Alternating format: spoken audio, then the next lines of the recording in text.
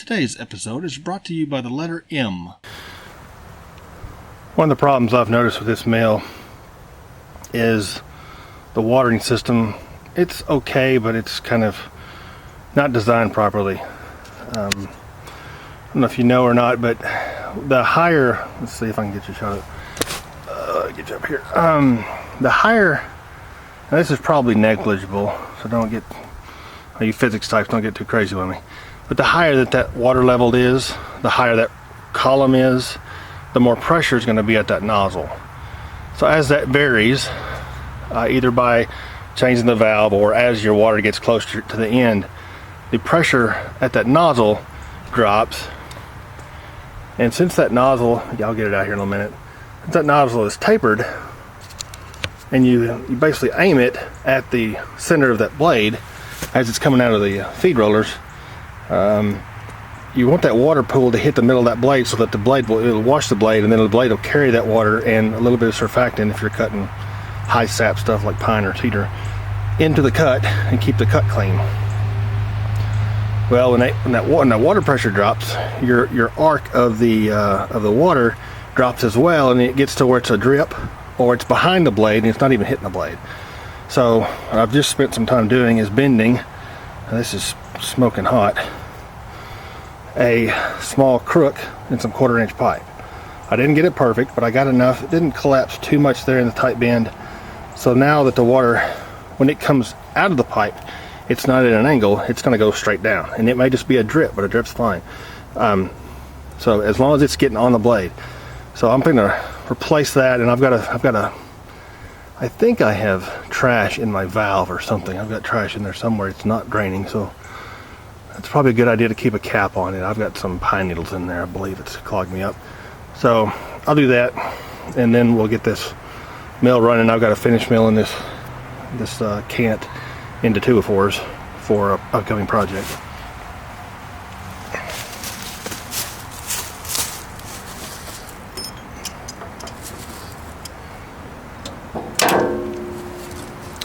I think this is 5/16 tubing, and I didn't have any of that. All I have is 1/4 inch. We'll make that work.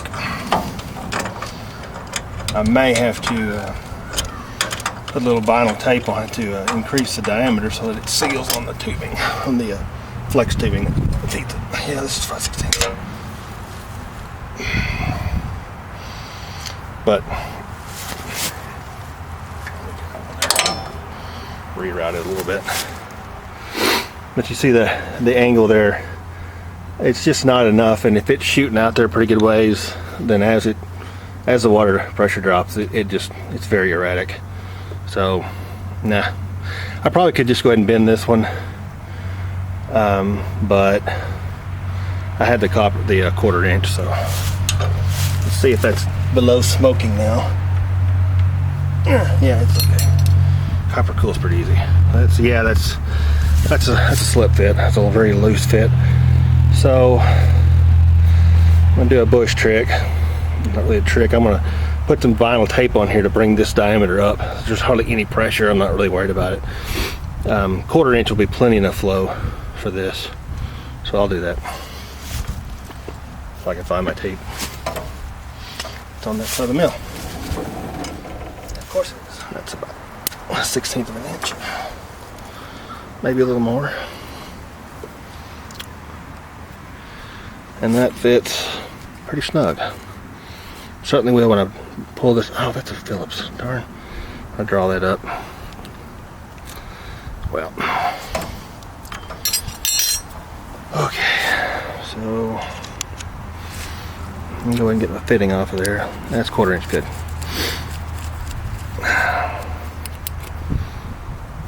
And then we'll see what's wrong with this tube or the water supply. I think it's here at this valve.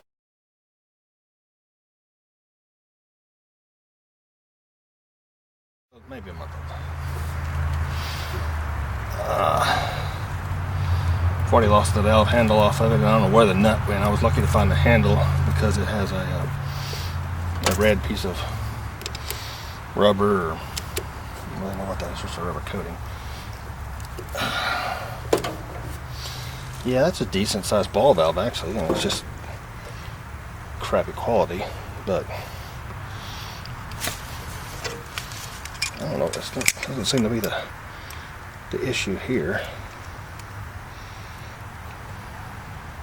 That is not very good for regulating the flow, but I need to put a second one in here, a second ball valve, one to regulate the flow and another one to turn it on and off, so I don't ever have to mess with that. Hopefully I can kink that, or I can, with that smaller tubing, I may use the tubing to regulate the flow.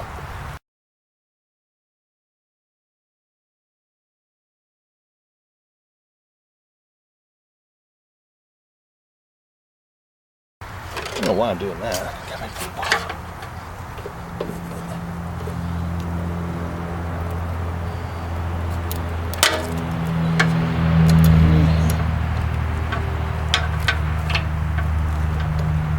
Yeah, there it is. It's definitely a plug in the tank. Yeah, that's gonna make a mess now. Drain all my water out.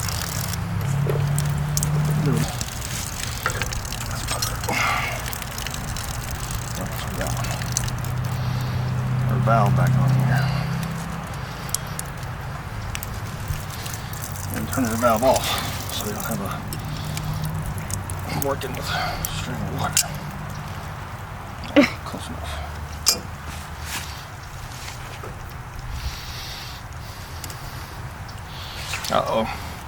Nothing. You can't see it off camera, but the camera girl's union rep has just walked up. No, I'm just standing here drinking my coffee. Okay, let's see if we can get that little nipple in there now. What do I do with it? Nope, that's not it. Another one. Okay. That fell. There you go. That is not going to be long enough. Well, there's a problem. Well, that was a great idea. It just didn't work out. Not quite long enough. So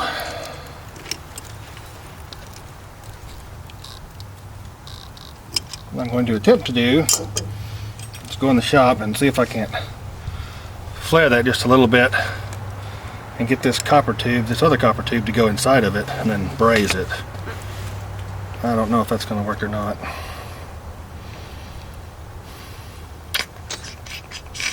Well, one way to find out. What I'm going to attempt to do is take progressively larger drill bits, and I'll heat this tube up, and then I'm going to insert them and spin them with the drill as I walk the drill back and forth and basically waller that larger. And hopefully I can waller it larger, at least a ½ inch, 3/4 inch down the tube, so that when I insert this tube, I'll have enough area to braze. That's the attempt. So let's get some heat on this. Forgive the poor lighting. I am relighting my machine. I have like a tool room inside my larger garage. That's what we're standing in. I'm changing over to LEDs, but I've kind of midstream and I've got to buy some more material, so that's why the lighting is horrible. A little strong. It's loud.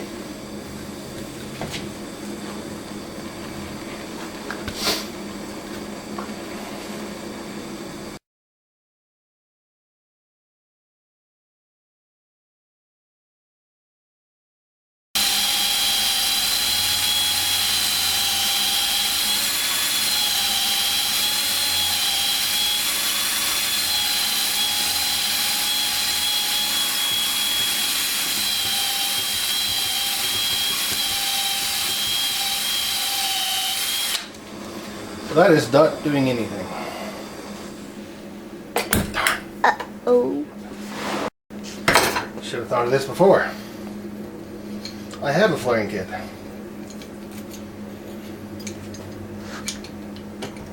And that's what this is made to do.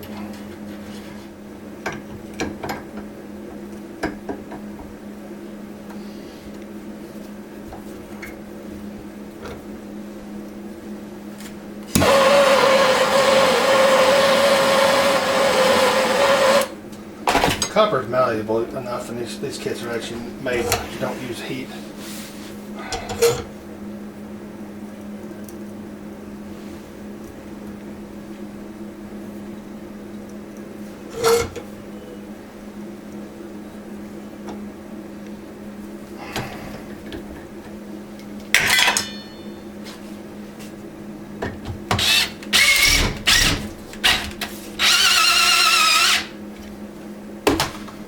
Started. So now if I can extend that flare up the pipe.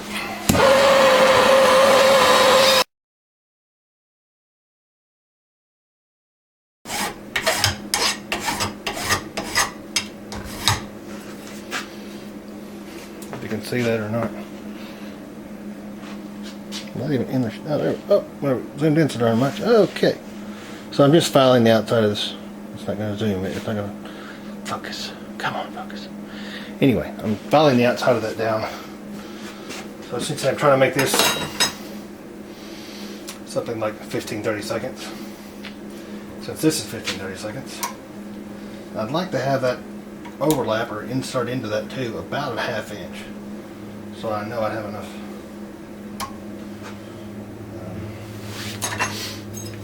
Solder around that joint. This isn't exactly straight close.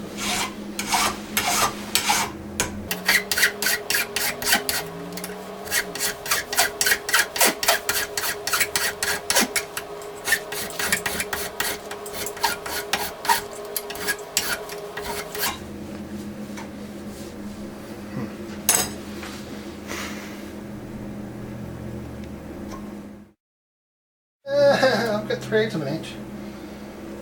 Hoo-dee-doo. Let's see.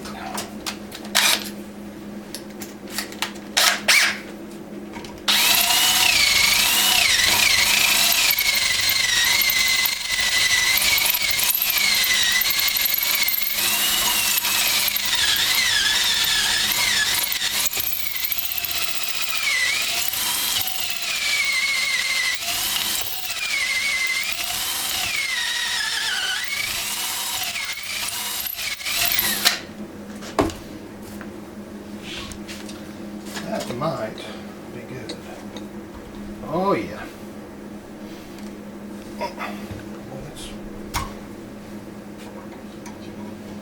That's 1/2 inch, so that's good. Okay, so now let's heat this and get our braze on.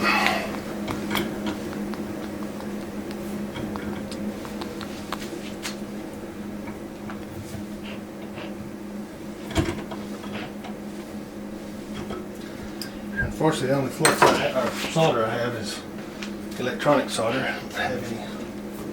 I'm not going to be drinking out of this, so I don't care about my free.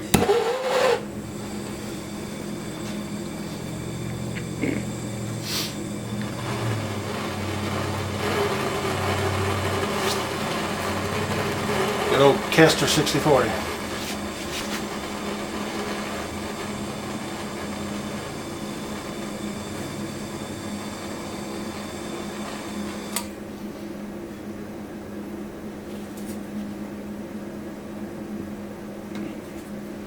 I do believe that's going to make a joint. That actually might even hold pressure, but I'm not going to ask you to. Yeah, that's gone in there at least 1/4 of an inch. So, she ain't pretty, but camera girl's looking at me. I'm not talking about you, baby. You're beautiful. I'm talking about this nasty that's not gonna focus. Come on, focus. There we go. So that's pretty ugly, but it'll work for a water spout, low pressure water spout. So let's go put this together. Okay, it's all yours. Okay, so get that tube.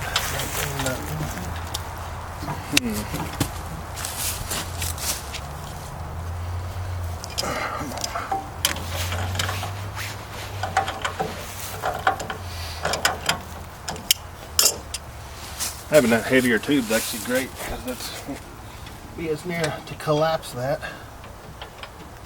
Okay.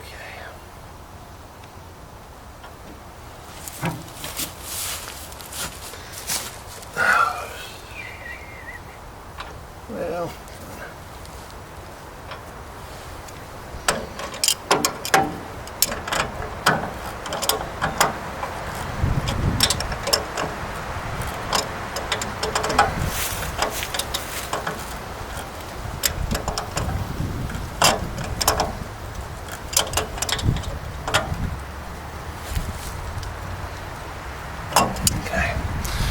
Take you out of the cradle here. Let me show you around there.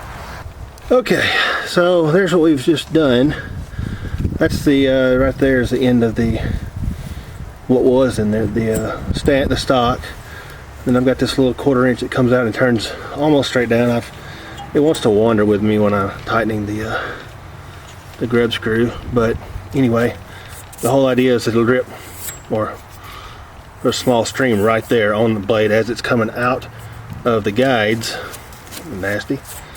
So it lays a bead of water and surfactant on this blade, and it'll suck it right into the cut, and then the water and sawdust and whatnot will come out, will blow out this side or get pulled in to the wheel housing, and then it'll drop out right over here. It's where most of it comes out anyway. This somewhere where it doesn't bind.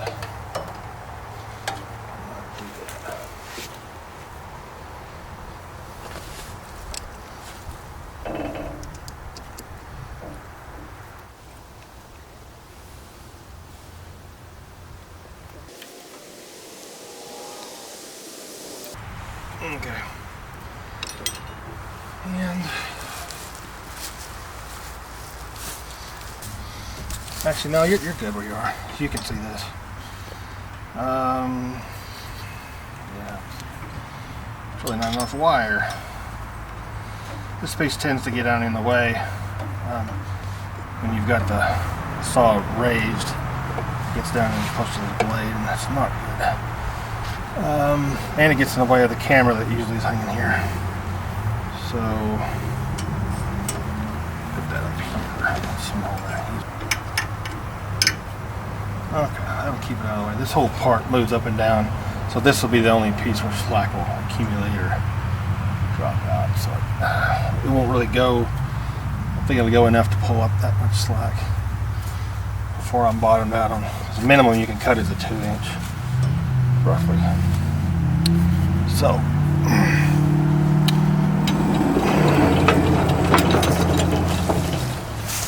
I'm going to show you this other thing I did this morning. Camera girl and I did this. So this silly thing kept getting in my way. Kept knocking my knuckles on that silly handle, so I cut the handle off and welded which is actually an axle bolt, or a spring shackle bolt on the end of that. And this tool, I don't know what it fits. It came with a kit, but it fits perfectly with this. I think that's actually a 5/8, 3/4. Anyway, so this fits right there and fits tight enough, and that's enough shoulder that it limits the slop out here, even though it's a cheaper inch. And this actually works so much better. I don't have that handle in the way. I mostly cut it off anyway. And then also we chopped these down so that when they're tight, they're just like one thread left from bottoming out. So that gets the out of the way, so you're not knocking knuckles on it, and then also flat as you can, so that the blade, I can get the blade all the way down here, and that's within my 2-inch. So I'm not going to cut into that unit. So store that up there. Right there, that's what we're looking for, just a steady stream coating the top of the blade, and once the blade's running, it'll pull that water right into the cut. And wash the sap and the sawdust out the other side of the kerf.